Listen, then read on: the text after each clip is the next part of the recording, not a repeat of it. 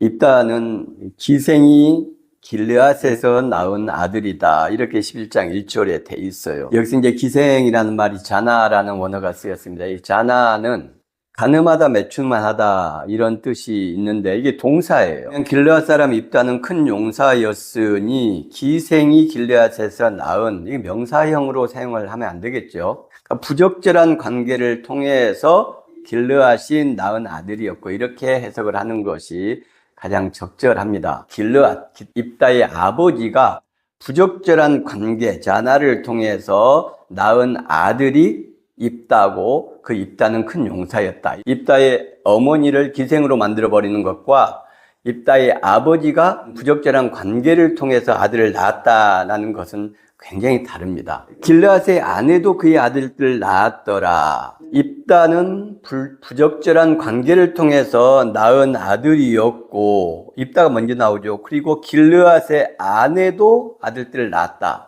입다가 장남일 것 같습니까? 길르앗의 아내가 낳은 아들들 중에 장남이 있을 것 같습니까? 이 뉘앙스를 보면 입다가 장남일 것으로 보이죠. 입다의 아버지가 아내가 아이를 갖지 못하니까, 물론 부적절한 관계가 정당화되는 건 아닙니다. 그러나 그런 관계를 통해서 입다를 얻었다. 그래서 입다가 장남인 것이 여기서 알 수가 있어요. 그런데 나중에 자기 아내도 이제 아들들을 낳게 됐죠. 그 아들들이 자라자 그 아들들이 입다에게 이야기를 합니다. 너는 다른 여인의 자식이니, 보세요. 창녀의 자식이니 라고 말하지 않죠. 기생의 자식이니 라고 말하지 않습니다. 너는 엄마가 우리와는 다르니 우리 아버지의 집에서 기업을 잊지 못하리라. 입다가 그의 형제들을 피하여 돕 땅에 거주한다. 이렇게 되어 있죠. 쫓겨난 겁니다. 이 아들들이 어렸을 때는 입다가 힘이 있어서 그렇게 못했고, 이제 나이를 먹으니까 여러 명이서 힘을 합해서 배다른 형을 쫓아낸 거예요.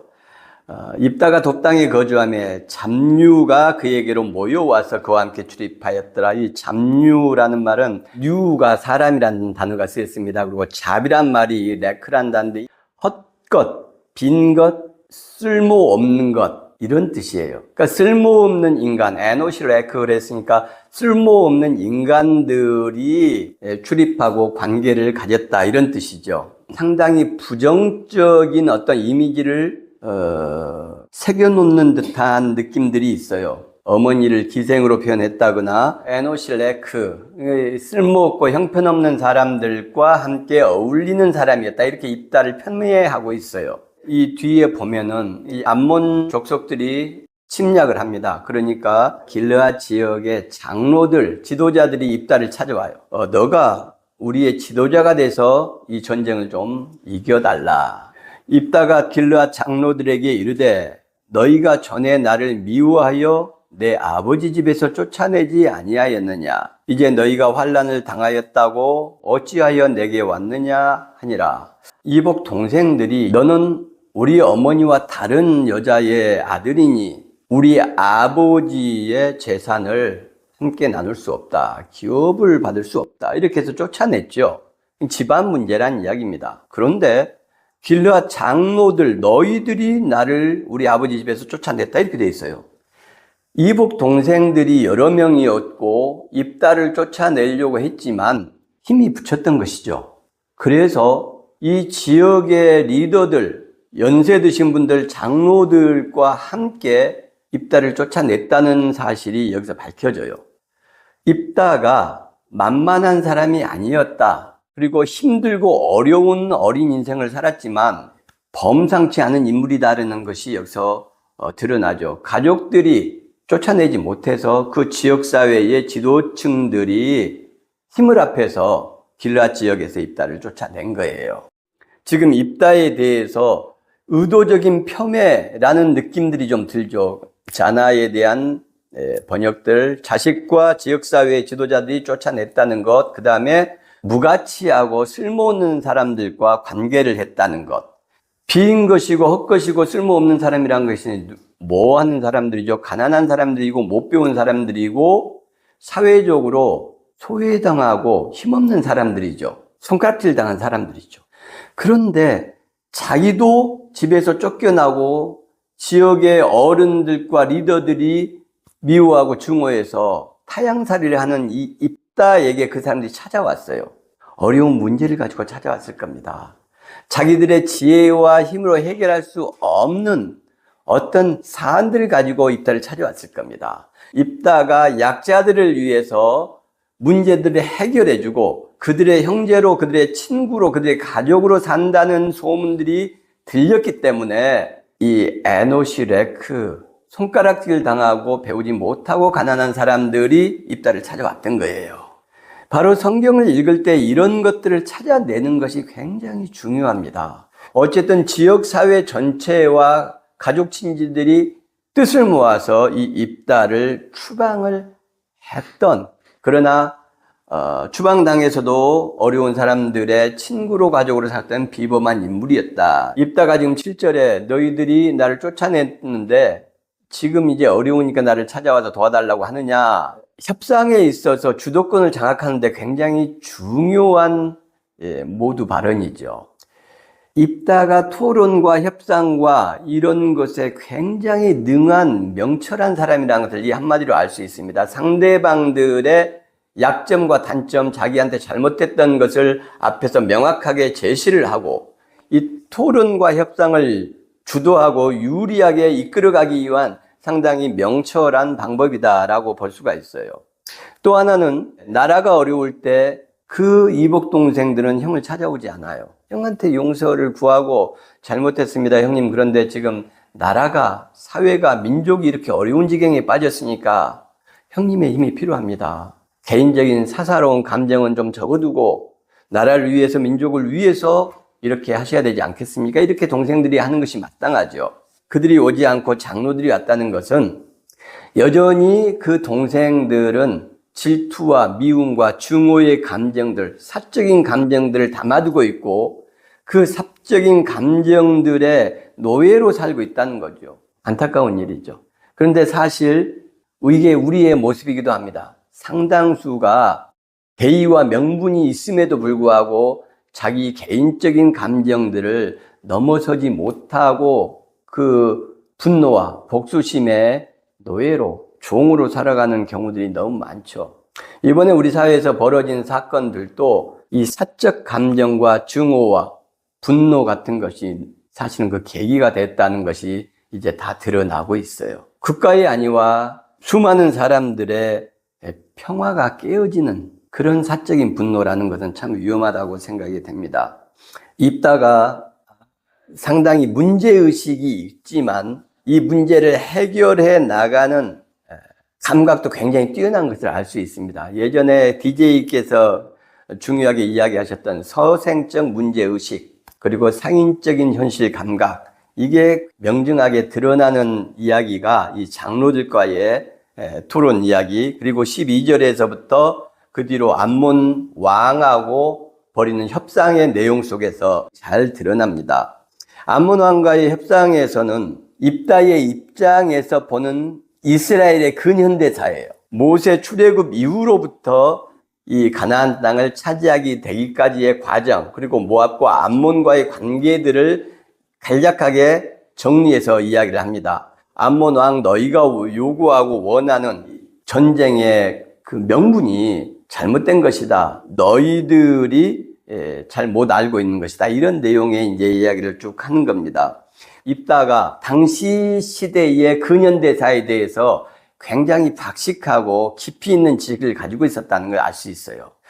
작은 공동체의 리더들이나 또는 큰 공동체의 리더들이 이 자기 민족, 자기 국가의 근현대사를 아는 게 굉장히 중요합니다. 제대로 알아야 돼요. 그래야 시대의 흐름과 시대 정신을 알 수가 있고, 리더라는 것은 결국은 목표를 제시하고 우리 공동체를 그곳으로 이끌고 지도해 가는 사람입니다. 자기 공동체가 속해 있는 근현대사를 잘 모르면은 엉망으로 끌고 가겠죠. 실제로 성경은 역사에 대해서 굉장히 중요하게 이야기를 하고, 신명기에서도 조상들의 역사와 역대를 기억하라, 이런 말씀들이 있고 해요. 그리고 실제로 구약 성경 자체가 이미 상당한 역사가 포함이 되어 있죠. 이 전체가 우리가 생각하는 그런 역사는 아니지만 그들의 조상들의 이야기와 이런 것들, 교훈적인 역사들 또는 신화적인 역사들, 기타 등등의 역사들이 굉장히 깊이 있게 스며들어 있고 그 역사의 중요성을 알고 있죠. 그래서 이 성경이 유대인들의 역사에 굉장히 중요한 역할을 했고, 실제로 1948년에 이스라엘을 재건할 때에 구약 성경이 역사서로서의 역할을 크게 한 것도 사실입니다. 전체적으로 입단은 보면은 대단히 명철하고 대화 토론을 중시했던 사람이고, 어려운 가정 환경에도 불구하고 입지전적인 그런 삶을 살았던 사람이고, 또 어려운 사람들을 돕는 리더였고, 제가 굉장히 높게 평가하는 것은 기드온처럼 물질에 대한 욕망이 있었던 것도 아니고요, 또 야일처럼 자식들을 수십 명을 낳아서 그들에게 나귀를 태우고 성을 하나씩 나눠줬던 것도 아니고요, 아내가 많았던 것도 아닙니다. 그래서 지도자의 흠결 또는 단점이라고 말할 수 있는 것이 입다에게는 단 하나도 나오지 않아요. 사무엘에서 보면은 여호와 하나님께서 여룻바알과 기드온이죠. 기드온과 입다와 나를 통해서 너희들을 보호하고 구원해 줬는데 너희들이 왕을 세워달라고 한다, 이런 내용들이 나와요. 즉 사무엘 시대에 가장 훌륭한 조상들 중에 한 명, 하나님의 사람으로 평가되는 사람이 입다였다는 겁니다. 또 히브리서에 보면은 그 소위 믿음장이라고 불리는 데가 있죠. 그래서 거기에 나오지 않습니까? 기드온과 입다와 내가 이런 믿음의 사람들을 이야기를 하려면 시간이 부족하리로다, 이렇게 나오죠. 바로 그 히브리서 신약에 이르기까지 존경하고 사랑하는 지도자였어요. 저도 동의합니다. 그래서 입다에 대해서 굉장히 많이 저도 애정이 가고, 기드온이나 다른 사사들보다도 훨씬 사랑과 존경의 마음이 더 깊은 것도 사실입니다. 그렇게 존경받고 사랑받았던 유대인의 조상, 또 신앙의 조상인 입다에 대해서 우리가 반드시 짚고 넘어가야 할 내용이 있는데, 그게 바로 오늘 본문입니다. 서원 내용이죠. 이 서원이라는 말 네데르라는 원어가 쓰이는 건데, 하나님께 한 맹세, 하나님께 한 약속을 이 네데르라고 해요. 원래 이 단어가 갖는 의미는 자기의 말로 자기를 묶다, 이런 뜻이. 우리 한문에도 그런 말 있죠. 자승자박이라고 하는 것들.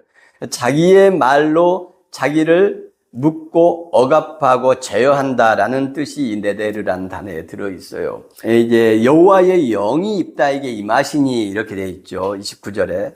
그런데 여러분, 이런 것도 질문을 던져야 됩니다.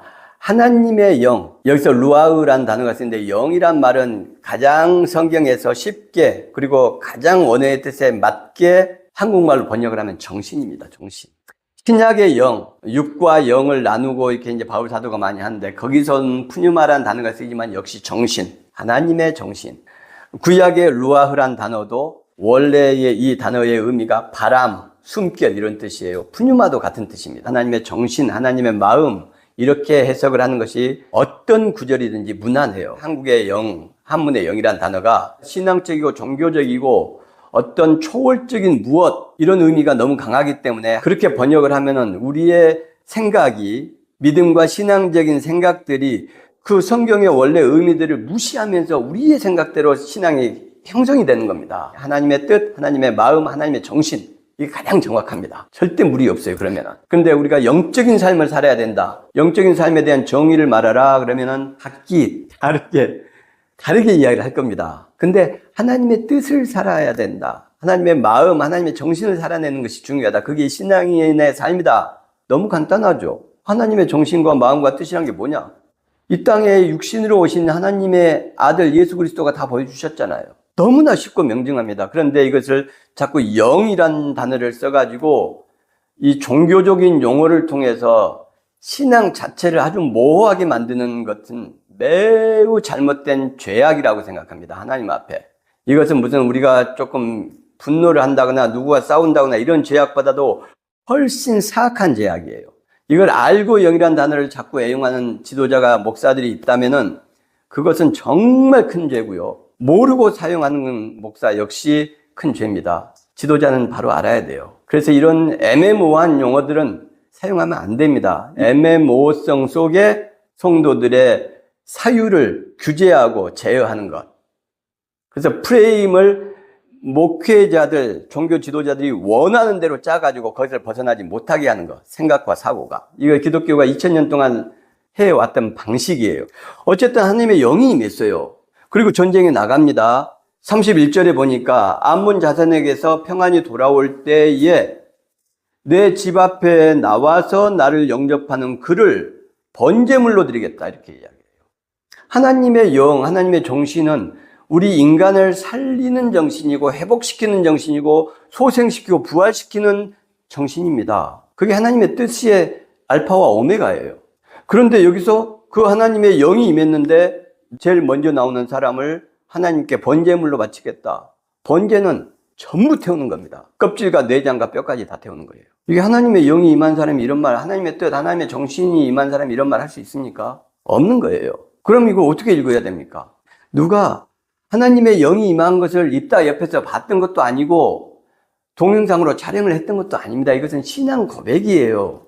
입다가 전쟁에서 결과적으로 이겼으니까 그 후손들이 입다의 공로를 취하기 위해서 하나님 앞에서 신앙적인 돌아봄 속에서의 공로죠. 그리고 이 사사기를 기록할 때의 바벨론 포로 상황, 이 2세, 3세들 하나님을 부정하고 바벨론 문화에 젖어서 세상으로 나아가는 그 젊은이들에게 우리는 왕족이었고 할아버지는 제사장이었다. 우리는 예루살렘으로 돌아가서 위대한 하나님의 그 영광스러움을 재건해야 되고 예루살렘 성전을 다시 세워야 된다. 그래서 다윗 왕의 축복을 너희들이 받아야 된다. 이걸 설득을 해내야 되는 거예요. 근데 얘들이 바벨론에 와서 지금 수십 년이 지났는데 거기서 태어나서 거기서 자랐는데 무슨 신앙이 있겠습니까? 여호와 하나님이 살아계신다면 왜 우리 민족이 망했는데요, 바벨론에게? 하나님께서 살아계신다면 어떻게 우리를 이렇게 포로로, 노예로 이 먼 이국 땅까지 끌고 오셨는데요? 저는 도저히 믿음을 가질 수 없습니다. 이렇게 말하는 게 당연하죠, 그들 입장에서. 근데 부모들은 이스라엘로 돌아가기를 원해요. 너희들이 아무리 여기가 좋아도 우리는 왕족이었어. 할아버지와 아버지가 어렸을 때 경험했던 그 왕족이 갖는 특권들 너희들은 모르기 때문에 그러는 건데 그렇게 설득할 수는 없지 않습니까? 우리는 제사장이었어. 제사장에게 얼마나 백성들이 존경과 사랑과 경의를 표하는지 아니? 눈에 보이는 떡과 돈보다 훨씬 중요해. 그런데 그렇게 설명할 수는 없잖아요. 명분을 쌓는 겁니다. 하나님께서 약속하신 땅이 팔레스타인 땅이야. 거기에 하나님의 영광이 있고 축복이 있어.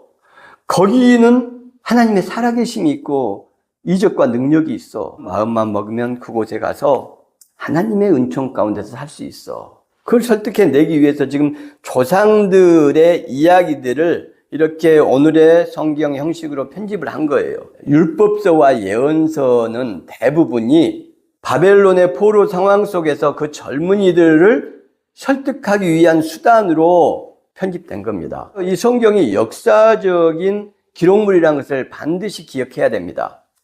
그래서 그때 당시에 역사가 있었던 것처럼 오늘의 역사적 상황에서 이 성경을 해석해 가야 되는 것이죠. 어쨌든 이렇게 하나님의 영이 임했다 이런 것은 신앙적인 레토릭으로 보시면 됩니다. 여호와의 영이 임하지 않았으면 입다가 전쟁에 나가지 않았을까요? 아닙니다. 약자들 돌봤던 입다의 삶이 앞에서도 확인할 수 있었죠. 장로들이 왔을 때 입다가 정당하게 내가 싸워서 이기면 너희들 다 지도자 세워줄 것이냐? 내가 너희들 말 어떻게 믿느냐?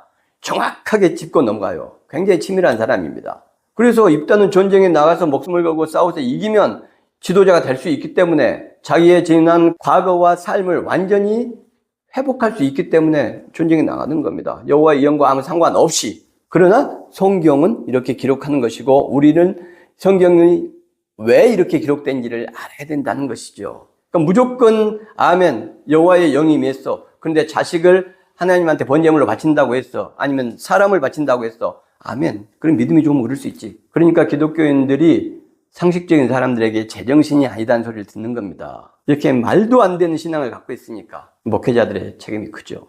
딸이 나오는 걸 보고 입다가 이야기를 합니다. 내가 여호와를 향하여 입을 열었으니 돌이키지 못할 것이다. 이 말은 돌아오다, 돌아가다, 회복하다 이 뜻입니다. 원어의 의미가. 우리 기독교의 돌아감, 돌이킴, 회개 이런 것은 원래 있었던 자리로 돌아가는 의미예요. 회복을 의미하는 겁니다. 그 원래 있었던 자리라는 게 뭘까요? 하나님 앞 에덴 동산을 의미하는 거예요. 하나님의 형상으로서의 뜻을 의미하는 거예요. 돌이킴이라는 것은 생명과 회복과 살림의 돌이킴이에요. 원래의 자리로 가는 겁니다. 우리가 원래 자리로 돌이킬 수 있는 능력과 힘이 없기 때문에 우리를 하나님의 형상, 하나님의 사랑을 받던 그 에덴 동산의 원래 자리로 회복시켜 주신 것이 예수 그리스도의 십자가거든요. 돌이켜야 되는 겁니다. 내가 실수했어. 하나님 앞에 약속을 잘못했네. 이렇게 무시무시한 서원을 했어. 하나님은 인신제사를 받는 분이 아니야. 그건 아브라함 이야기에서도 우리가 알 수 있죠. 그럼 이걸 빨리 돌이켜야죠. 하나님 죄송합니다. 제가 청년 때에 들었던 이야기는 한 30 정도, 30 초반 정도 됐을 것으로 그때 생각이 되는데 이 처녀의 누나가 결혼하려고 한 10년 정도 예금한 돈을 교회 건축을 위해서 당금했다고 그것을 그 믿음을 본받는다고 이야기하는 것이 지금도 기억이 납니다. 여러분 혹시 부흥사나 누가 와서 은혜를 엄청 받아요. 그래서 내가 어떤 것을 마음에 소원할 수 있습니다. 근데 지나보니까 그게 과해요. 심합니다. 내가 그때 은혜를 너무 받았어. 이런 생각이 들죠. 돌이키면 됩니다. 하나님, 제가 그때 은혜를 너무 심하게 받았는데 죄송합니다. 생각해보니 제가 그때 너무 짧았습니다. 우리 자녀들은 결혼해야 되고 어머니, 아버지도 병원에 계시는데 돌이켜야 돼요. 그게 우리 가족과 가정과 공동체 회복과 살림에 도움이 되는 것입니다. 소생의 하나님, 부활의 하나님이에요. 생명을 주시는 분이에요. 취소하고 물리면 됩니다. 아무 문제 없어요. 딸 역시 아버지께서 하나님께 약속을 했으니 그 약속 지키십시오. 제가 기꺼이 번제물이 되겠습니다. 이렇게 합니다. 아버지의 신앙이 그대로 들어가 있어요. 이게 무시무시한 겁니다. 그래서 오늘 제목이 위험한 믿음이에요. 왜 나의 신앙과 나의 믿음을 가지고 타인의 삶을 규제하고 왜 딸의 생명이 입다의 신앙 때문에 번제물로 불꽃 속에서 사라져야 됩니까? 왜 아브라함의 신앙 때문에 이삭이 번제물이 되어야 됩니까? 잘못된 겁니다. 한나의 신앙 때문에 왜 사무엘이 젖되자마자 그 어린아이가 평생을 왜 자기 인생이 아닌 자식의 인생을 그렇게 규정을 해버립니까? 자기 신앙에 대한 책임은 자기가 져야 되는 겁니다. 그래서 하나님 내가 이 전쟁에서 이기고 오면은 그 은혜 감당할 수 없으니까 제 생명을 번제물로 바치겠습니다. 이렇게 하든지 그러면 아무 문제 없어요. 자기 생명이잖아요. 하나님께서 내 생명을 나한테 주신 거거든요. 이런 신앙이 매우 위험하다는 거죠. 그래서 자기 신앙을 딸한테 그대로 심어주고 주입했어요. 그러니 이 어린 딸이 제 생각으로는 15살 정도 먹었을 것 같은데 이런 신앙을 갖는 겁니다. 기꺼이 죽겠습니다. 딸이 도망가야죠. 아버지는 죽을 수 없습니다. 저 도망갈 겁니다. 눈 감았을 겁니다. 그러면. 근데 이런 비극적인 상황이 벌어지는 거죠. 그런데 일단 어떻게 이런 믿음을 가졌을까요? 자기의 삶의 여정을 통해서 하나님의 손길을 경험했을 겁니다. 그래서 하나님의 살아계심을 확신했던 겁니다. 좋은 믿음이죠. 자기한테 좋은 믿음입니다. 모든 사람에게 그 하나님이 나에게 역사하신 것처럼 역사하지 않아요. 하나님은 1대1로 역사하십니다. 지금 지구상의 인구가 82억 정도가 된다고 합니다. 다 다르게 역사하세요. 그래서 나한테 역사하신 하나님을 내 친구나 다른 사람에게 하나님 이런 분이야라고 강요하면 안 됩니다. 왜냐하면 사적 경험이 만들어낸 신앙이기 때문에 그래요. 그러면 하나님은 어떻게 이야기해야 되냐? 하나님의 말씀이 이 성경 1000수백 페이지가 되는 이 내용 속에 하나님이 정확하게 담겨 있어요. 그래서 개인적인 사적 경험이 갖는 신앙을 버리고 성경적인 신앙을 갖는 겁니다. 기독교는 철저하게 성경을 중심으로 신앙생활을 하는 거예요. 내가 아는 하나님이 아닙니다. 성경의 하나님을 믿는 거예요. 기독교인은. 목사님들이 말 잘하는 사람들 많죠. 교훈적인 이야기들, 종교적인 교훈들을 가지고 정말 이야기 잘하는 분들 많습니다. 그리고 인기 있죠, 그런 분들. 우리가 잘 알고 존경하는 이찬수 목사님이란 분, 제가 예전 몇 년 전부터 이야기했어요.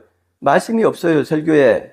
부흥사들이 하는 그 방식을 그대로 인용해서 중간에 찬양하고 중간에 잠깐 기도하게 하고 은혜로운 이야기, 책 이야기 갖다가 끌고 와서 한 40분 설교 전부 그렇게 진행이 됩니다. 그래서 제가 너무나 안타까워했어요. 왜 성경을 이야기를 안 하냐, 목사가. 저렇게 사랑받고 존경받는 목사가. 그런데 보십시오. 이번에 대통령이 국민을 향해 총칼을 들이대고 국민을 죽이려고 했어요. 하나님의 형상들을 죽이려고 한 겁니다. 예수 그리스도께서 목숨을 바쳐서 살려낸 그 사람들을 죽이려고 했던 거예요. 그런데 옳고 그름을 평가할 때가 아니다? 그런 나쁜 지도자, 악한 지도자, 사탄의 형상을 두고서 평가할 때가 아니라니요.